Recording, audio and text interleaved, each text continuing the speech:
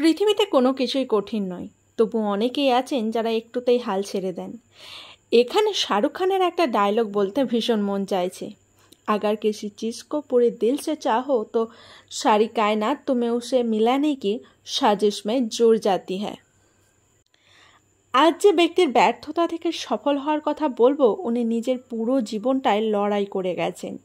উনি নিজের জীবনের কাছে বারবার হেরে গেলেও সেই হারটা মেনে না নিয়ে আবারও উঠে দাঁড়িয়েছেন এবং জীবনের শেষ সময়ে গিয়ে এমনভাবে ঘুরে দাঁড়িয়েছিলেন যে যে কোনো অসফল ব্যক্তি ওনাকে নিজের প্রেরণা বানাতে পারে।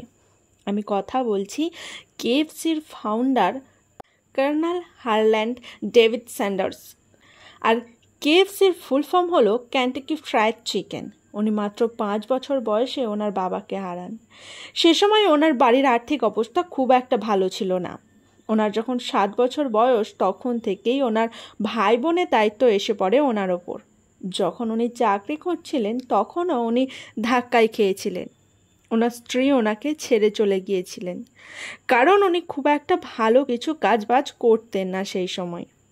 তারপর যখন উনি নিজের ব্যবসা স্টার্ট আপ করলেন, তখন সেটাও বন্ধ হয়ে গেল।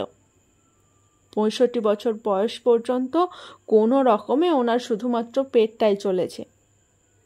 কিন্তু তারপরও উনি ওনার সব কিছু ভুল থেকে শিক্ষা নেন আর ঘুরে দাঁড়ান এবং আবারও একটি বিজনেস স্টার্ট আপ করেন, যার নাম হয় কেএফসি। পুরো ওয়ার্ল্ডে প্রায় 29,000টি কেএফসির আউটলেট আছে এবং এটি ছড়িয়ে রয়েছে 147টি দেশে। যে লোকটি একদিন কিছুই ছিলেন না, তার বানানো কেএফসি এখন কোটি কোটি টাকা আয় করছে। চলুন ওনার সম্পর্কে আরও কিছু তথ্য জেনে নেওয়া যাক। কর্নেল হারল্যান্ড ডেভিড স্যান্ডার্সের জন্ম হয়েছিল 9 সেপ্টেম্বর 1890-তে। ওনার বাবার নাম ছিল ডেভিড স্যান্ডার্স, মায়ের নাম ছিল মার্গারেট স্যান্ডার্স। এছাড়াও ওনার আরও 2টি ভাই বোন ছিল। একজনের নাম ছিল ক্লেরেন্স আর অন্যজনের নাম ছিল ক্যাথরিন। ওনাদের এই ছোট পরিবার বেশ সুখেই দিন কাটাচ্ছিল। হঠাৎ করেই ওনার বাবা জ্বরে মারা যান। আর সেই সময় ওনার পরিবারের সোর্স অফ ইনকাম বলতে শুধুমাত্র ওনার বাবাই ছিলেন। যেহেতু ওনার বাবা মারা যান, সেহেতু ওনার পরিবারে আর কোনো সোর্স অফ ইনকাম ছিল না। তাই ওনার পরিবারও আর্থিক সংকটের মুখে পড়েছিল সেই সময়। তাই ওনার মা একটি ফ্যাক্টরিতে কাজ শুরু করেন। যেহেতু ওনার মা বাড়িতে থাকতেন না, ওই ছোট্ট বয়সে ভাই বোনদের দেখে রাখার দায়িত্ব ছিল ওনারই ওপর। এমনকি ডেভিড স্যান্ডার্স মাত্র 7 বছর বয়সে রান্নাও শিখে গিয়েছিলেন, যেটা শিখিয়েছিলেন ওনার মা। উনি সব থেকে বেশি চিকেন বানানো পছন্দ করতেন। 1902-তে স্যান্ডার্সের মা আবারও বিয়ে করেন। কিন্তু স্যান্ডার্সের মা যাকে বিয়ে করেছিলেন, তিনি স্যান্ডার্সকে একেবারেই দেখতে পারতেন না। আর সেই কারণেই ওনার বাবার সাথে সম্পর্ক খুব একটা ভালো ছিল না। তার কিছুদিন পর এইসব কারণের জন্য উনি বাড়ি ছেড়ে চলে আসেন। একটা ছোটোখাটো কাজ করতেন নিজের পেট চালানোর জন্য। স্যান্ডার্স ক্লাস 7 পর্যন্ত পড়ার পর আর পড়াশোনা কন্টিনিউ করতে পারেনি। 13 বছর বয়সে স্যান্ডার্স ইন্ডিয়ানাতে একটি ছোট্ট জায়গায় ঘোড়ার গাড়িতে পেন্টিংয়ের কাজ শুরু করেন। তারপর উনি ওইখান থেকে কিছুদিন কাজ করার পর কাজটি ছেড়ে দেন। 1906-এ ইন্ডিয়ানা নিউ অ্যালবানিতে ওনার কাকার সাথে এসে থাকা শুরু করেন। ওনার কাকা একটি স্ট্রিট কারের কোম্পানিতে কাজ করতেন, আর ওনার কাকার থ্রু দিয়েই উনি ওই কোম্পানিতে কালেক্টরের কাজ পেয়েছিলেন। এইসবের মাঝে উনি ট্রেনের ফায়ারম্যানেরও কাজ করছিলেন। ফায়ারম্যানের কাজ করার সময় ডেভিড স্যান্ডার্সের জসমিন নামক একটি মেয়ের সাথে সম্পর্ক তৈরি হয়েছিল। 1909-এ স্যান্ডার্স এবং জসমিন বিয়ে করে নেন। তখন স্যান্ডার্সের বয়স ছিল মাত্র 19 বছর। ওনাদের বিয়ের পর এক ছেলে ও 2 মেয়ে হয়। এসব দেখে মনে হচ্ছিল ওনার জীবনে আবারও সুখ শান্তি ফিরে এসেছে।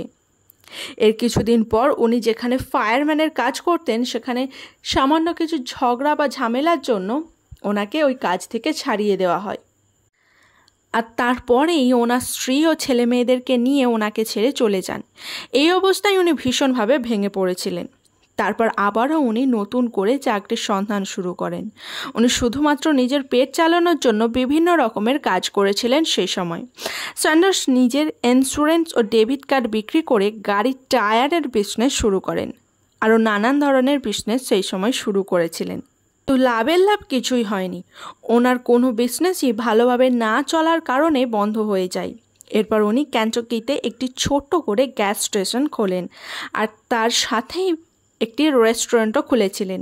আর ওই রেস্টুরেন্টে নিজের মতো করে চিকেন বানিয়ে বিক্রি করা শুরু করেন। আর যারা এই রেস্টুরেন্টে খেতে আসতেন তারা ওই চিকেনের রেসিপিটি খেতে ভীষণ পরিমাণে ভালোবাসতেন। এই দেখে উনি ওই বিজনেসটিকে আরও বড় করার কথা ভাবেন। এই রেস্টুরেন্টের ব্যবসাটা যাতে ভালোভাবে চালাতে পারেন সেই জন্য উনি কর্নেল ইউনিভার্সিটি থেকে 8 সপ্তাহের একটি হোটেল ম্যানেজমেন্টের কোর্স করেন। স্যান্ডার্সের বানানো চিকেন ক্যান্টাকির গভর্নমেন্টের এতটাই পছন্দ হয় যে ওনাকে কর্নেল উপাধিটি দেন। আর তখন থেকেই ওনার নামের আগে কর্নেল উপাধিটি ব্যবহার করা শুরু হয়। 1937-এ ক্যান্টাকিতে আরও কিছু ব্রাঞ্চ খোলার চেষ্টা করেন, কিন্তু ওনার এই চেষ্টা অসফল হয়ে যায়। আর তার ঠিক কিছু বছর পর ওইখান দিয়েই হাইওয়ে হওয়ার কারণে ওনার সুন্দর চালু রেস্টুরেন্টটি বন্ধ হয়ে যায়, আর ওনার জমানো টাকাও ফুরিয়ে যায়। তখন ওনার বয়স ছিল 62, আর ওনার তখনও পর্যন্ত জীবনটা শুধুমাত্র নিজের পেট চালাতেই কেটে গেছে।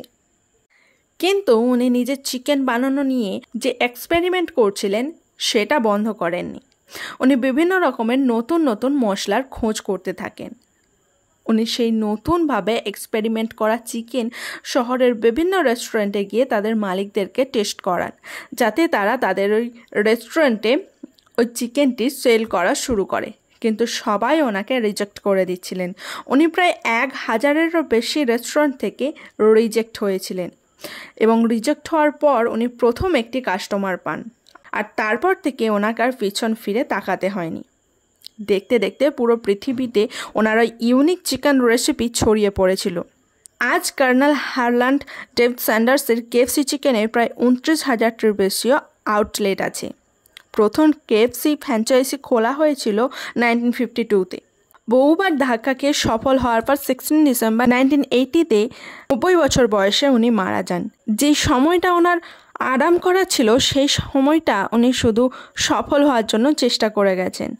যারা চেষ্টা করে তারা কখনোই হারে না।